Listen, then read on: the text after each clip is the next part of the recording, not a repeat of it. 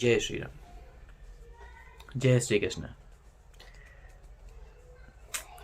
आज बड़े ही दुर्भाग्य का विषय है, हिंदुओं के ही देश में, भगवान श्री कृष्ण के देश में उनके होने का, उनके प्रकट होने का हमको सबूत देना पड़ रहा है। किस जगह वे पैदा हुए यह जानते हुए पक्ष और विपक्ष दोनों जानते हैं कि श्री कृष्ण भगवान किस जगह पैदा हुए। उसके बावजूद हजारों वर्ष से हम उस जगह की दर्शन करने के लायक हैं। हम हिंदुओं को उस जगह के दर्शन करने से ही वंचित रखा जा रहा है। मैं बात कर रहा हूं कृष्ण जन्मभूमि मथुरा की। आप सबको पता होगा, भगवान श्री कृष्ण कंस के कारागार में पैदा हुए थे, जहां पर आज ईदगाह मस्जिद बनी हुई है। उसी स्थान पर श्री कृष्ण भगवान का प्रकट हुआ था, वहीं पर प्रकट हुए थे, ऐसा हमारे पुराण बताते हैं, हमारे ग्रंथ बताते हैं और विद्वानों के द्वारा जानकारी प्राप्त होती है। मैं बात कर रहा हूं मंदिर के इतिहास की।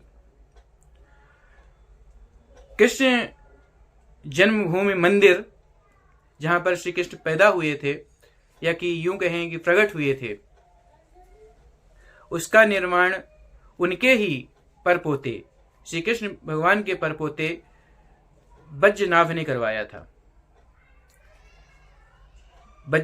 मथुरा के राजा हुआ करते थे बज्रनाभ। उन्होंने कृष्ण जन्मभूमि मंदिर का निर्माण करवाया और उस मंदिर का नाम रखा था कटरा केशव देव मंदिर। और कटरा केशव देव मंदिर इतना भव्य हुआ करता था कि आज के जमाने में यदि वो मंदिर बनवाया जाए तो लगभग 200 साल का समय लग जाएगा। प्योर सफेद संगमरमर से वो मंदिर की नक्काशी की गई थी और बहुत ही दिव्य भव्य उसके निर्माण में देवता भी सहायता किए थे, ऐसा बताया जाता है। उस मंदिर की भव्यता इतनी थी कि देखने वाले की आंखें फटी की फटी रह जाती थी। फिर हिंदुओं के इतिहास का एक काला दिन, जिसको कहते हैं ग्रहण, लगना चालू हुआ। वह समय था 1017 ईस्वी, जब मोहम्मद गौरी उस मंदिर को लूटने के उद्देश्य से अफगानिस्तान से भारत आया और मंदिर की भव्यता और दिव्यता को देख करके बहुत चंका रह गया। उसने प्लानिंग की इसको लूटने की। वो वहां पर इतना हीरे, सोने, माणिक के धन संपदा थी कि वहां से ले जाने के लिए उसको कई महीने लग गए ऊंटों के द्वारा ढोने में। उसने पूरे मंदिर को तहस नहस कर दिया मोहम्मद गजनी ने, और श्री कृष्ण मंदिर को तो तोड़ा ही तोड़ा, बाकी के जो मथुरा में और भी मंदिर थे उनको भी उसने तोड़ डाला और पूरी मथुरा बिल्कुल वीरान हो गई, तहस नहस हो गई। लगभग 100 सालों तक खंडहर की जैसी पूरी मथुरा रही और मथुरा के जितने भी मंदिर थे सारे या तो लूट लिए गए या तो तोड़ दिए गए। और मोहम्मद गजनी ने उसको सारे मंदिरों को जलाने का या कि तोड़ने का आदेश दे दिया। या तो तोड़ डालो, जो नहीं तोड़े, क्योंकि पुराने ज़माने में मंदिर कुछ लकड़ी के भी बना करते थे, लकड़ी जल जाती है, तो उसने जलाने के भी आदेश दे दिया। उसके बाद समय बीतता गया। लगभग 100 साल बाद एक जज्जा नामक विष्णु भक्त हुआ करते थे। उन्होंने व्यापारियों की मदद से, उद्योगपतियों की, उस समय के उद्योगपति जो हुआ करते थे उनकी मदद से मंदिर का निर्माण करवाया। मंदिर फिर से उसी रूप में स्थापित हो ही रहा था कि 16वीं शताब्दी आती है। 16वीं शताब्दी में सिकंदर लोदी गद्दी पर बैठता है और उसने फिर से मंदिर को तोड़ डाला, तहस नहस कर डाला। और सिकंदर लोदी तो इतना क्रूर था कि हिंदुओं को पवित्र नदी मथुरा के पास जो हुआ करती है यमुना में डुबकी लगाने तक से रोक लगा दी थी। ये खबर जब ओरछा के राजा वीर सिंह देव जी को पता चली, उन्होंने बिना देरी किए सिकंदर लोदी पे आक्रमण कर दिया और युद्ध में सिकंदर लोदी को परास्त किया और मंदिर को मुक्त करवाया, मंदिर वाली जगह को। और फिर से उन्होंने लाल संगमरमर से दिव्य मंदिर का निर्माण करवाया। लगभग उस समय में 33 लाख रुपए खर्च करके, 16वीं शताब्दी की बात कर रहा हूं मैं, तब 33 लाख रुपए की काफी कीमत हुआ करती थी। तो उस समय 33 लाख रुपए लगभग आज के खर्च करके उन्होंने उस मंदिर का निर्माण करवाया था। समय बीतता गया और वो समय आया जब दिल्ली की सल्तनत में क्रूर बादशाह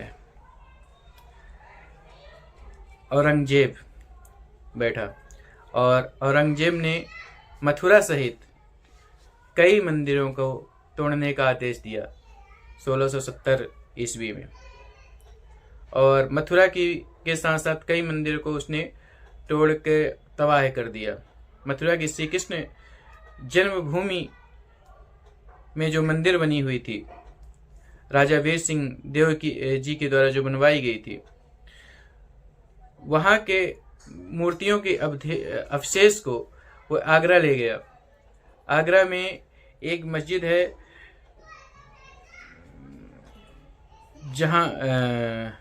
जहानारा करके मस्जिद का नाम है, वहां पे उस अवशेष को छिपा दिया उन्होंने कि हिंदुओं को पता न चले।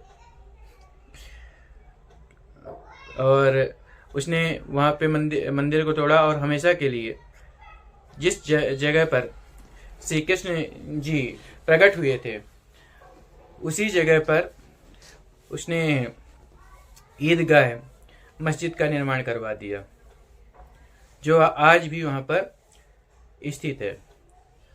और समय समय पर कोर्ट से हिंदुओं के द्वारा गुहार लगाई जा रही है कि कृष्ण जन्मभूमि को मुक्त कर दिया जाए और वहां पर श्री कृष्ण की भव्य और दिव्य मंदिर बनवाया जाए। समय बीतता गया, अंग्रेजों का शासन आया। अंग्रेजों को हमारे न तो मंदिरों से लेना देना था, न मुस्लिम पक्ष के मस्जिदों से लेना देना था उनको। अंग्रेजों ने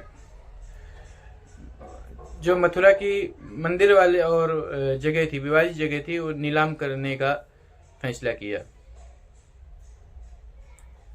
और उस समय वहां के जब नीलाम किया तो लगभग 13 एकड़ जमीन को एक अमीर हिंदू राजा पटनीमल हुआ करते थे, जो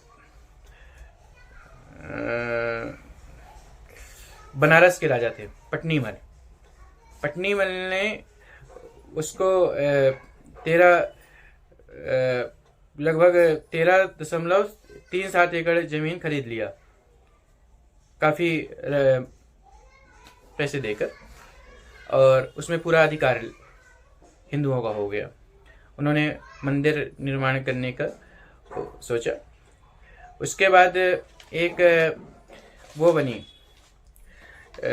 जब भारत आज़ाद हुआ, भारत आज़ाद होने के बाद समय समय पर कोर्ट से गुहार लगाई जाती रही हिंदुओं के द्वारा कि मंदिरों को छोड़ दिया जाए। जैसे राम जन्मभूमि को लेकर काशी विश्वनाथ मंदिर, मतलब जो मुख्य 3 मंदिर थे उनको छोड़ दिया जाए।